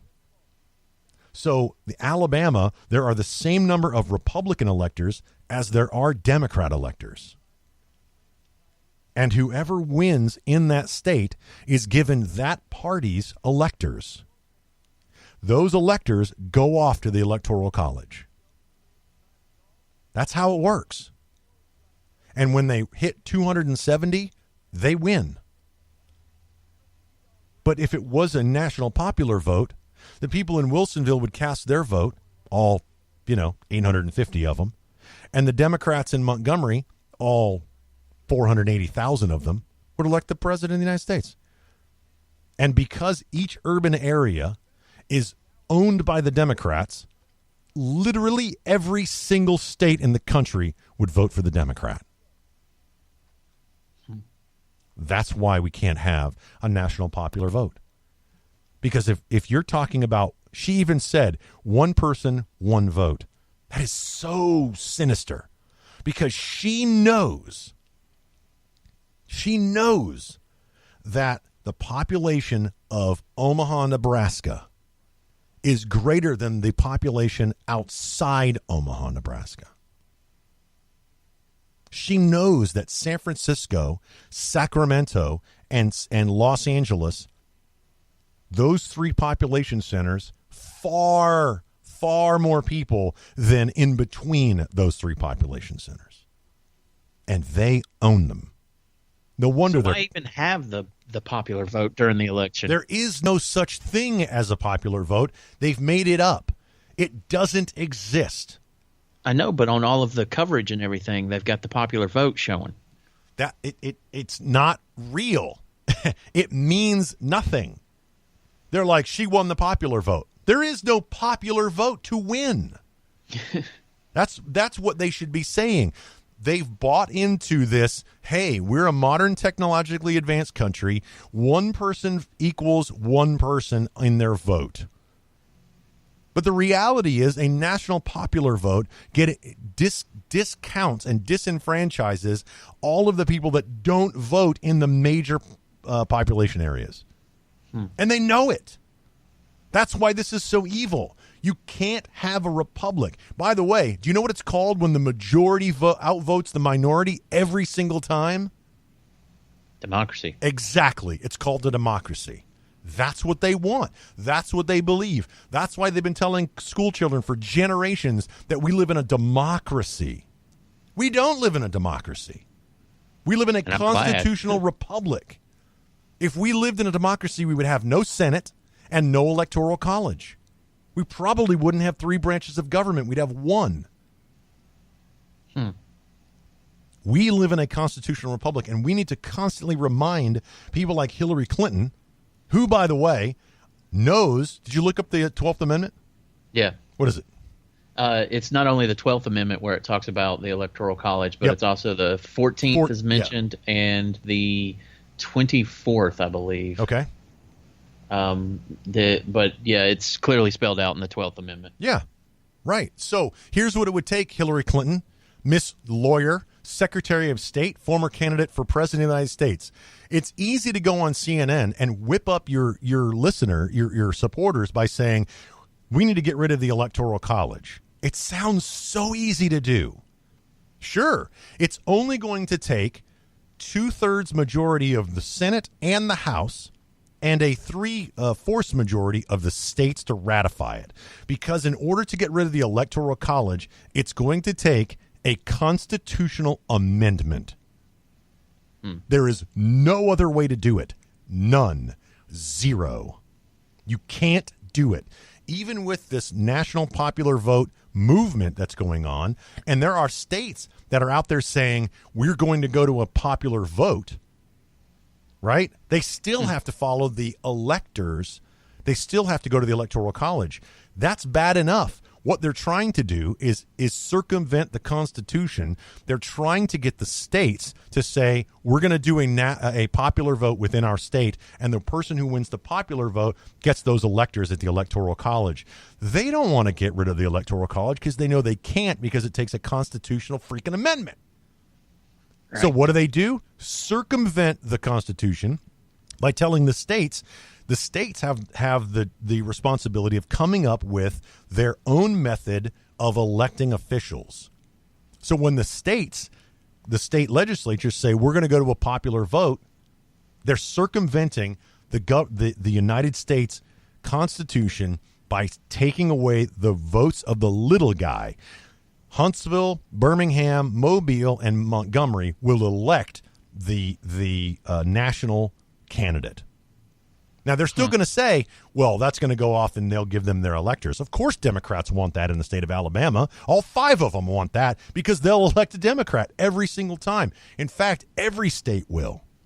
Even Texas, in Houston, San Antonio, El Paso, and Dallas. The little guys in Nacogdoches, Texas, and Lufkin, Texas, and Amarillo, their votes are going to count for nothing because they don't live within the counties within those major population areas. Democrats will rule everything. You know, it's funny. I'm actually on the nationalpopularvote.com website, and they're actually spinning it the other way around, saying that because of the national popular vote isn't actually a real thing, the little guys are the ones that are being ignored. And they actually reference the 2012 general election by saying that there were 4 states that people campaigned in, and they didn't campaign in any of the others to win the votes. And they're lying. Absolute lying. And it's amazing. And you know how many people they're falling into that trap? Yeah, we need to go with the national popular vote. Yeah. Yep. And they'll follow stuff like that. It's an outright falsehood. And people don't know it. Why? Because we don't talk about that in school anymore, about the importance of the Electoral College. If you walk down the street, I'm going to give you a task to do. It's a Saturday afternoon. I want you at the end of the show to go see the first person you say and ask them a question. Explain to me the Electoral College.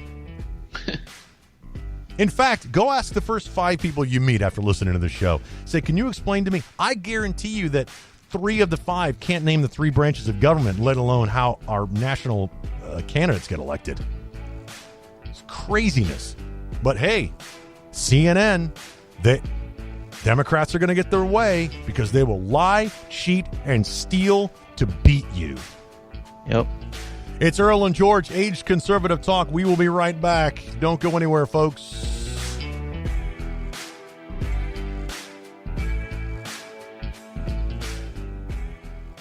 Let's go inside the mind of a 10-year-old. I should have worn earrings today. Buckle up, Sarah. Michaela's got like the best earrings. Sarah, buckle up. I wish my name was Michaela. We're not hitting the road until you buckle up, honey. Oh yeah, seatbelt. I wonder if there's pizza at school today. It can be tough getting through to kids, but it's your job to make sure they're wearing your seatbelts. Never give up until they buckle up. A message from the National Highway Traffic Safety Administration and the Ad Council. Visit safercar.gov/kidsbuckleup for more information. Adopt US Kids presents Multiple Choice Parenting. You're bringing your daughter to a pop concert. Do you A, wear earplugs? Isn't this fun, Dad? I'll have a soft pretzel. Or B, just roll with it? Justin! OMG! I love you, Justin! I love you! You don't have to be perfect to be a perfect parent. Teens in foster care will love you just the same. For more information on adoption, visit adoptuskids.org. A message from the U.S. Department of Health and Human Services, Adopt U.S. Kids, and the Ad Council. Earl and George, broadcasting from the great state of Alabama. Roll Tide! Roll Tide. Keith Ellison, Democrat from Minnesota, said that the DRERAMers, I'm just going to read you the quote because it's so amazing what this guy said, how absolutely idiotic this human being is. And people like this get elected all the time. Conservative commentator Ben Shapiro went after Representative Keith Ellison, Democrat from Minnesota, Wednesday for the lawyer's recent comparison of the DRERAMer illegal immigrants to Jews hiding from the Nazis during World War II. Wow. Here's what Ellison said, quote, "I'm one of the people who believes we should give our neighbors sanctuary," he said. Quote, "And if you ask yourself, what would I do if I was a Gentile in 1941?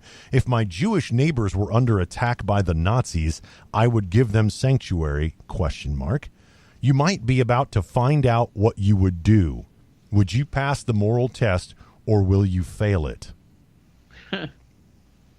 Well, here's George's take on it. How many illegal immigrants in the United States are being put on trains and branded with, tattooed with numbers and sent to concentration camps? Oh, man, I need the tone. I got to swear so bad. Like, I just don't understand it. This guy is a total, man. He drives me crazy. How many are being murdered? How many millions of people is the United States government putting on trains, sending them to, I don't know, Omaha, to the concentration camp there? None. Zero. Zilch. Nada. None. The American government has killed 0 illegal immigrants. None. No firing squads. None. Not that I haven't seen any. Earl? Nope. How do you make the moral equivalent argument that people who violated the sovereign laws of the United States, even though they were brought here by their parents, equate to the gassing and extermination of Jews in Nazi Germany? How does this total piece of crap, this waste of skin, sleep at night? Well, it's not the first time he's gone against Jews. I mean, this guy has spoken out about them several times. In fact, I think he was a Farrakhan supporter at one point. Yes, he was. Keith Ellison is the last person who should be making Holocaust references, considering that he spent the last 30 years of his life opposing Jews. He was very close to Nation of Islam founder Louis Farrakhan in the 1990s. He gave a leadoff speech for a guy named Khalid Mohammed, who was so radical that he was thrown out of the Nation of Islam for his anti-Semitism. Wow. He tried to back off in recent years, and even liberal columnist Alan Dershowitz said that if Keith Ellison had been appointed to the DNC, head of the DNC, which he ran for, he's the deputy now, had he been appointed to the head of the DNC, Alan Dershowitz would have left the Democratic Party wholesale. Dude. But beyond that, the reference to regard ICE, the Immigration and Customs Enforcement, somehow a Nazi force in enforcing the immigration laws is absurd. The idea that people who are here illegally, this is Shapiro, the people who are here illegally, who have been living in the country, are largely in freedom. Many of their kids are going to public schools. They're taking advantage of public benefits. They have jobs here. The idea that this is the same thing as making legal citizens of their own country illegal, then throwing them into concentration camps or gassing them, is beyond imagination. I have another question. Who in the hell keeps electing this guy? You know, I was hoping you were going to say that, because I know a lot of Democrats that were actually kind of PO'd that he didn't win this time around, and the Perez dude won. There were a lot of people that were mad that Ellison didn't get it, and they said they're done with the Democrats because of that. The Democratic Party in Minnesota, the district in Minnesota where Keith Ellison is a representative, is as lunatic as the people that keep electing Maxine freaking Waters. They have lost their minds. They are insane. They have a disease called liberalism. They keep electing this guy. They keep electing Maxine Waters. You have no other alternatives? You have no one better who will stand up for liberty for all? You talk about dreamers. You talk about the dreamers in this country, and we want them to have amnesty and citizenship and so on, and you equate them to people who were murdered by the millions? Almost eradicated? What kind of lunacy? And you keep casting your vote. Yeah, vote for them, vote for them. What kind of lunatics are you? This is what we have to fight against, Earl. This is what we fight against on a daily basis. It's this kind of liberal lunacy. He's also the first Muslim elected, by the way. I remember that, many years ago. Is there any way to reach these people? And we are the ones who are called crazy. Those crazy right-wing Christians and their gun-toting, Bible-honking big trucks, you know. I don't equate dreamers to Jews being gassed in Nazi Germany. I just want them to follow the laws of the United States of America, like we all do. At least we're supposed to. Right. I tell you the time I sat behind Louis Farrakhan on an airplane? Yeah, I think he was like 2 rows behind me. Oh, my gosh. I sat in front of Louis Farrakhan in first class in an airplane. Oh, the humanity. Why was he not at the front? He's the... Oh, my gosh. I pay my taxes. Not Louis Farrakhan. Sorry, I said Louis Farrakhan. God, who's the other? Jackson? No, almost Sharpton. Al Sharpton. 2 rows behind me on an aircraft one time, on an airplane. We were both sat in first class. He was 2 rows behind me. I pay my taxes. He doesn't. He doesn't pay taxes. Why is he not in prison? What's the country singer guy? Willie Nelson's. He's been socked up by the government. Why not Al Sharpton? They don't have to follow the laws. When I was in the military and had a security clearance, I could have gone to prison for releasing classified information. Hillary Clinton worked in the government and released classified information willy-nilly. Why is she still walking around? How come the guy who did release classified information to WikiLeaks, he wanted to become a she, and Obama pardoned that girl, that dude, whatever. And the guy who actually told us the government was spying on us is living and hiding in Russia. Right. Like, where's the moral equivalence? It changes day by day. Mine doesn't. Yours doesn't. But whichever way the wind blows, they'll change left and right. I guarantee you, if the American population rose up and said, no, Dreamers and all 14 million illegals get deported.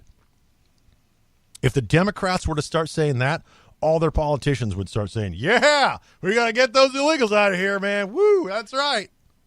Can't have those Dreamers around.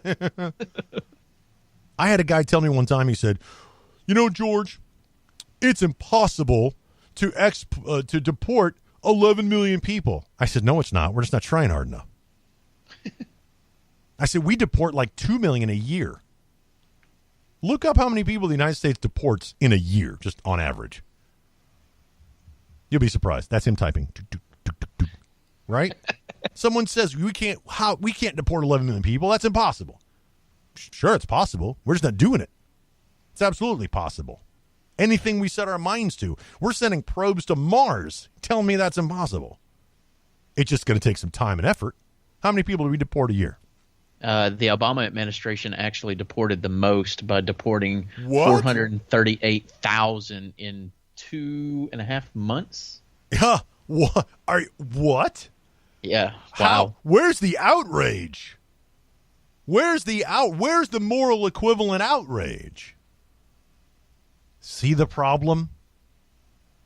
Should we deport the Dreamers? No, of course not. They're Americans. This is the only country they've ever known.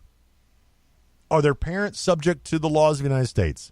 Yes, absolutely. Their parents should be held accountable for their actions. How do we handle the situation? Amnesty for 14 million? Of course not. But find those Dreamers. I use their language, right? Find those people that were brought here as children and move them and find them a path to citizenship because they've been here for 25 years. Right. I mean, my kids, these people have been here longer than my children have been alive. They're just as American as my children. I'm not advocating amnesty. What I'm advocating is they are Americans just like you and me, just without legal status. So let's put them, and this is what my Uber driver and I were talking about. Let's find a mechanism to get them into and fast track them through the legal immigration process. And by the way, if I was an illegal immigrant, my driver was an illegal immigrant, I said, how pissed off would the people be who paid thousands of dollars, went to hours of classes, learned to speak English, took history tests, and did all this stuff so that they could become an American citizen? How pissed would they be if by a stroke of a pen somebody goes, okay, everybody within the borders of the United States, you're now legal. Sweet. Do they get a refund? They should. No, we don't do that. We get to choose who comes into the United States. We do. The American people, the United States of America, gets to choose who we import. Not the Democratic Party. Not the progressive mind. Certainly not La Raza and the illegal immigrants. We do. We get to choose. I'm sorry, you pick lettuce. We don't need any more lettuce pickers. You're a brain surgeon. We need a lot more brain surgeons to fix all the liberals. Right. We get to choose. And if you were brought here as a child, you had no choice. Your parents violated the laws of our country. They still have to pay a price. We will send them back to their country of origin. Hopefully, in their time in the United States, they've made a lot of money and can work their way back into the United States through the legal immigration process. We will find a way for you to move through, and you can help them.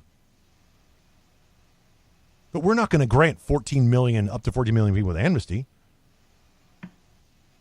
I said this a couple weeks ago. I said, if you want to come here, come to the United States, help us build the wall. 2 years of your effort. You're an American citizen. Have a nice day. Yep. We will give you a job, educate your children, give you medical care, pay you, right? You help us build the wall. It's done in a couple of years. How many people from Mexico would flood here to help us build a wall to keep all the other Mexicans out? And El Salvadorans and Guatemalans and so on. I said something the other day as a joke, and somebody was like, dang, that's a great idea. I said, why don't we have 46,000 armored vehicles in the United States Army. Not talking about air power, not sea power, just the United States Army. We have 46,000 armored vehicles. What is stopping us from rolling from the southern United States border to the southern Mexican border, taking over the country of Mexico, declaring everyone within that space an American citizen? Think about it. Think about what it would do. Let me pull this up real quick. Hang on. Think about what it would do. Instantly, our tax base would increase by 127 million American citizens, because that's what they would be now, right? We would instantly, we would instantly take over all of the natural resources of the former country of Mexico, right? Right. You with me? All of the demonstrations for DACA, all of the demonstrations for illegal immigrants would instantly end. There would be no more illegal immigrants in the United States. None. Hold on. Trying to get there. Along the way, we would take out all of the drug cartels. Every coyote bringing illegal immigrants across the southern border would be out of business instantly. Yep. We would not need a border wall, which would save us how many? $2 trillion or whatever? Billions. Yeah, would save us billions. So in just a matter of days, because the Mexican army can't stop us, let's be honest, in a matter of days, all of those problems would go away. And I had people like, well, when we can just declare, English the next. I said, no, there's no need. Why don't we just say, in the Spanish-speaking parts of the United States, you speak Spanish. And we encourage you to learn English. And in the English-speaking parts of the United States, you speak English, and we encourage you to speak Spanish. We encourage you to learn Spanish. Don't we teach it in school anyway? Supposed to. Don't the Mexican schools teach English? Yep. Yeah. So what's the problem? Think about it for a second. In a matter of days or weeks, we would solve the problem.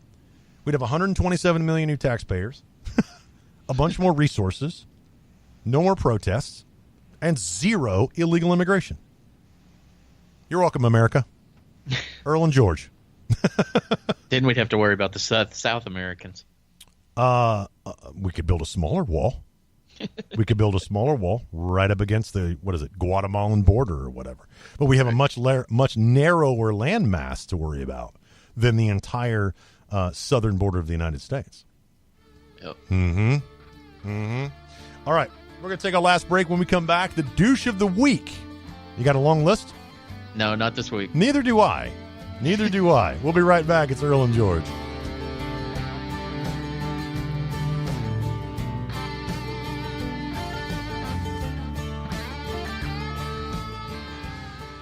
I'm Paul George of the Indiana Pacers. When I was 6, my days were spent playing basketball. When I was 6, my dream was to make it to the NBA. When I was 6, my mom had a stroke. So I want you to learn to spot a stroke fast. F-A-S-T. F, face drooping. A, arm weakness. S, speech difficulty. T, time to call 911. I'm Paul George. Spot a stroke fast. Visit strokeassociation.org. Brought to you by the American Stroke Association and the Ad Council. Hey, Dr. Phil here. You know, I help people solve difficult problems every day, but one problem has me stumped: childhood hunger. Nearly 16 million children in America struggle with it. Luckily, the Feeding America network of local food banks collects surplus food, giving hope to hungry children and their families. But they need your help. Join me in supporting Feeding America and your local food bank at feedingamerica.org. Brought to you by Feeding America and the Ad Council.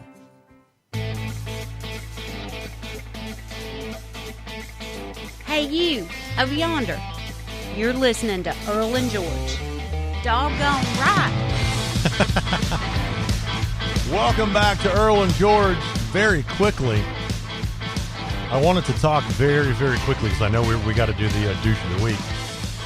But very quickly, former ambassador to the United Nations, Samantha Power, it has come to light that she requested the unmasking of U.S. intelligence collections, the incidental collection of surveillance of foreign actors is what they call them, while they're talking to American citizens. It's against the laws of the country to surveil American citizens unless they have an indictment and so on.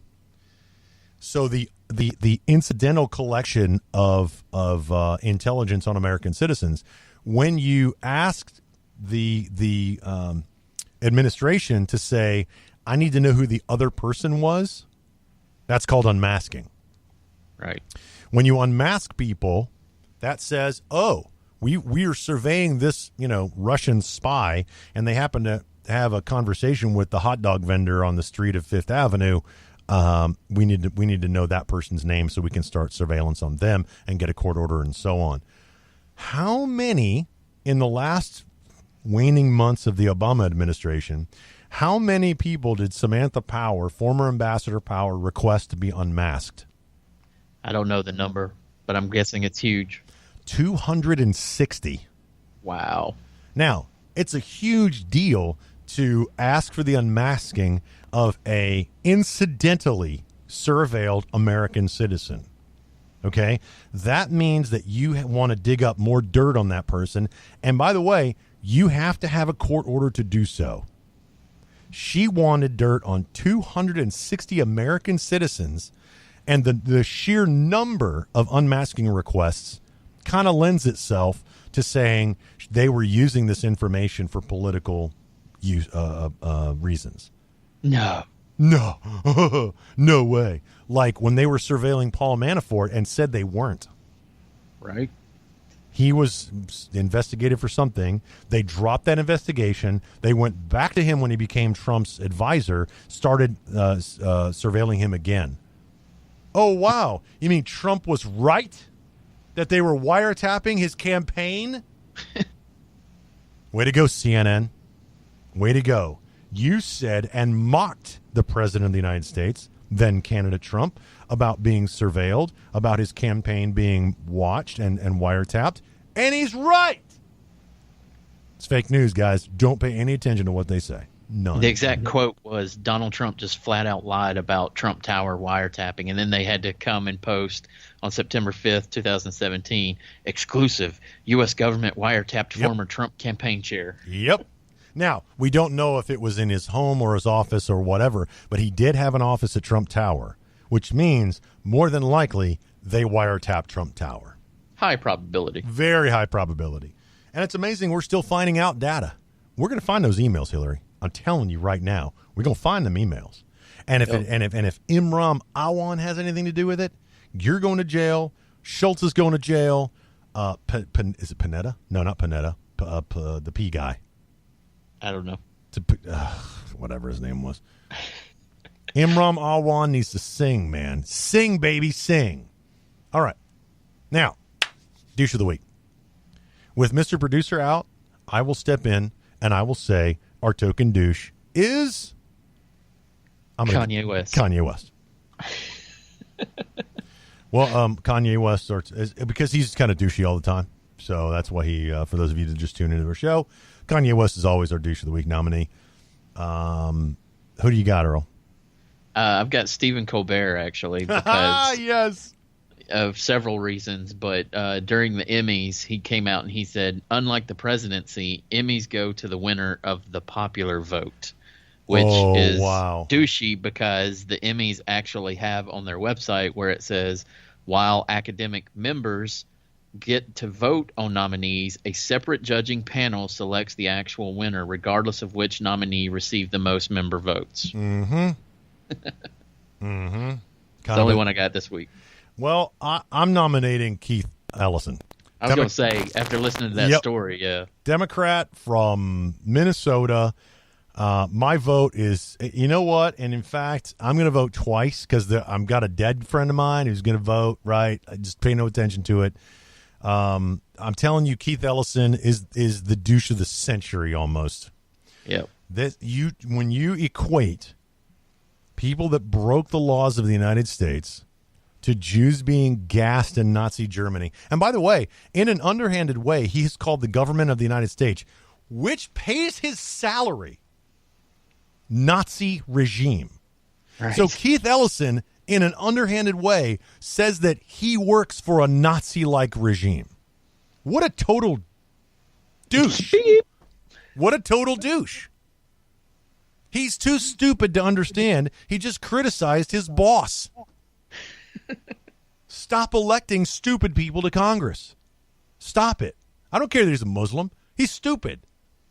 You don't do stuff like that. So what do you say? It's on you because Mr. Producer is not here. Yeah, I was going to vote for him anyway. I forgot about him. Congratulations, Keith Ellison. And along with your trophy, which, by the way, is a giant douche just like you, you're going to win free history lesson from Liberty College because they know how to give out a history lesson. Congratulations. Or a one-way ticket to Nazi Germany. Dang.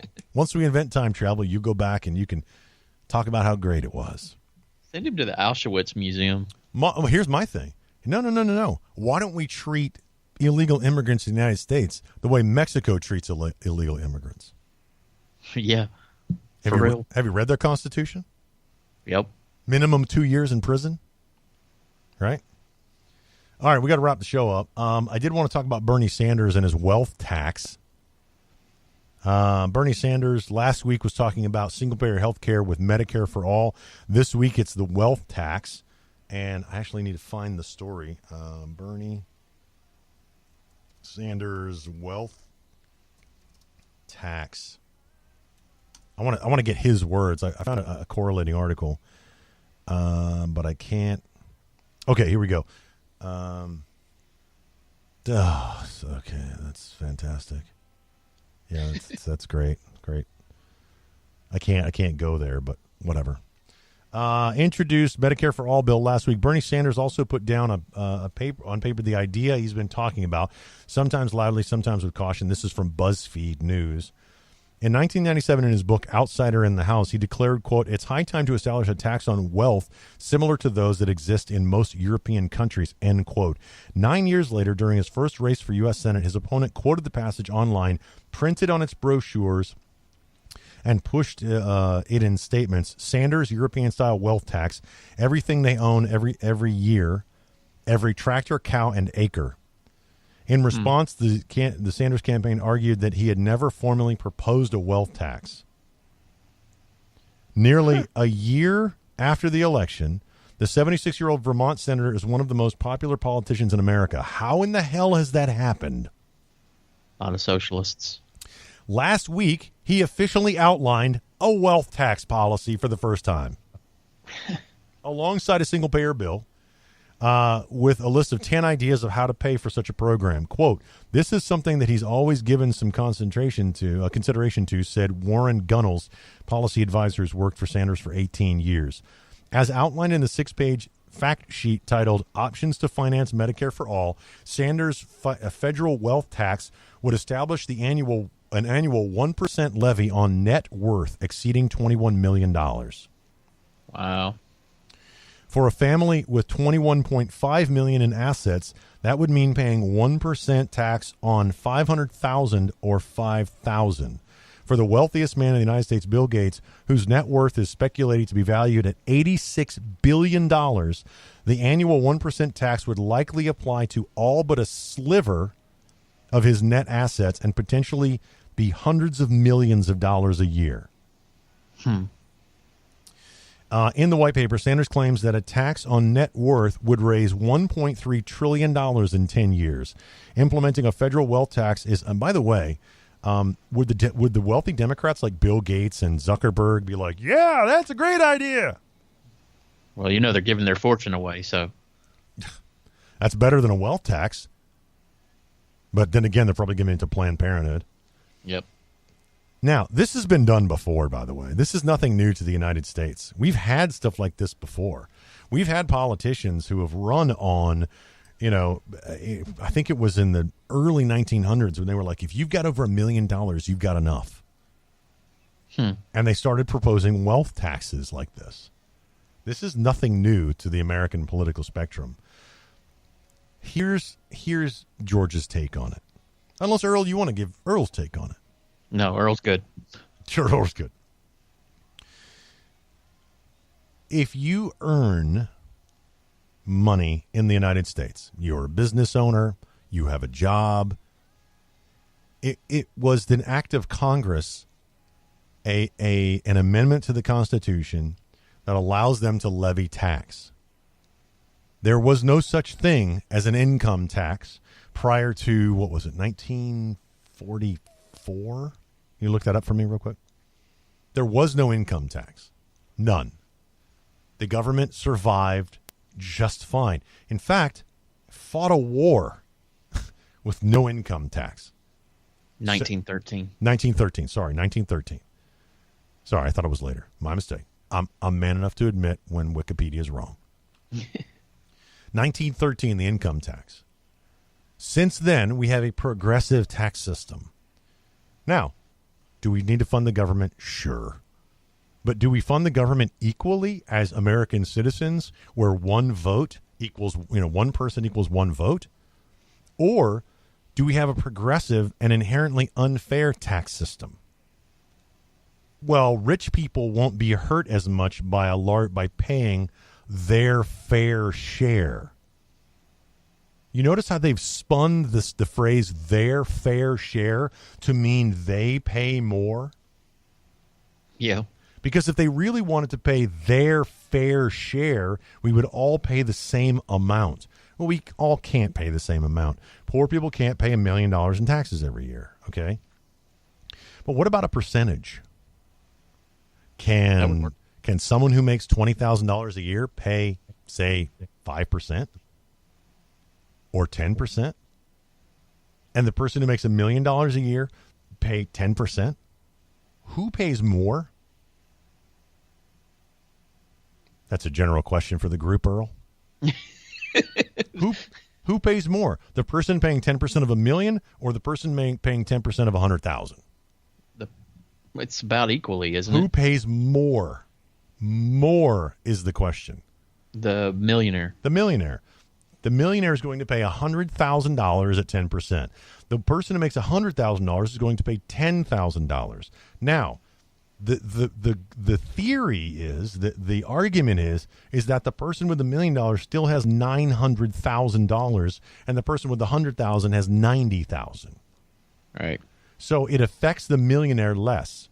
I could see that argument. Still doesn't make it fair that the millionaire pays 30% or the 100,000-aire pays 10%. Mm-hmm. Mm-hmm. Mm-hmm. We have a progressive, unfair tax system.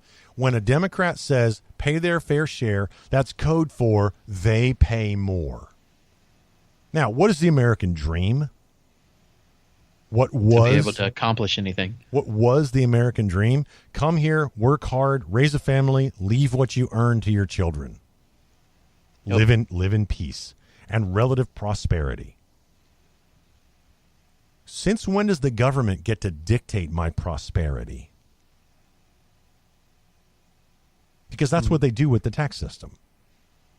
They are dictating prosperity. By the way, who uses government services more, poor people or rich people? Poor people. But who pays for those government services, poor people or rich people? Rich people. So shouldn't the rich people actually have more of a say where their money goes? Yep. You see, we are the revenue source for the federal government, ladies and gentlemen, you and I. That's all we are to them. But unless they want to whip us into a frenzy and have us attack our opponents violently in the streets. Right. We are a revenue source. That's all we are. We are cattle. We are a machine for them to have more money. And they're going to find that money and take it from prosperous people who have taken a risk to start a business, who have inherited money from their parents, who have worked hard all their life, made proper investment choices, and they're going to turn those dollars into services for people that haven't. Does that sound like a republic? Does that sound like a capitalistic mentality to you? Nope. No. But that's what they do. That's what 49% of you vote for.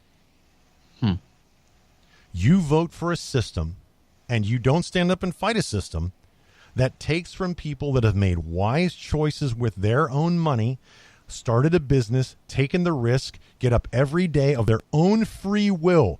They do not trade their time for money. They are independent of that. What breaks do they get? What benefits do they get with health care? None. But yet, the people who didn't go to college, made poor choices in their life, didn't educate themselves, didn't take a risk, decided that an hourly job at a minimum wage, which they still fight for $15 an hour, they are now entitled to my work, my effort. I'm fairly certain that's called indentured servitude. Right. When you think you're entitled to something I have created, something I have benefited my family from, something that my hands have built, you believe you're entitled to that, you are making me your slave. That is liberal progressive politics at its core. And you've bought into it. They abolished slavery. You have tell that to the people picking lettuce in the middle part of California. Right. Tell that to illegal immigrants who come here to pick lettuce for pennies a day. Tell that to Medicare recipients who up until about 8 or 10 years ago got Medicare for free. Now they pay for it on a monthly basis on a fixed income. Yep. Indentured servitude is alive and well in the United States. When I have to pay up to $2,000 a month for health care that I'm probably not going to use, but somebody else who doesn't earn what I earn, hasn't made the choices or taken the risk, that somebody else pays $200 a month. That's indentured servitude because they feel entitled to something that I have created. Look around, America. You are an indentured servant to the federal government. Whether you like it or not, the same government that has you and your children in trillions of dollars of debt. They've not only enslaved you, they've enslaved generations of your offspring. Congratulations. And I'm so glad we ended on a happy note. Go out to the website, go out to Spreaker, go out to SoundCloud, share it with your friends and neighbors. Send us a message on our Facebook page. Like it, share it, comment. Thank you guys so much. Earl, enjoy Omaha. Enjoy Omaha. Thanks. Go out there and do something nice for someone you don't know, everybody. This is Earl and George, Aged Conservative Talk. We'll catch you next week.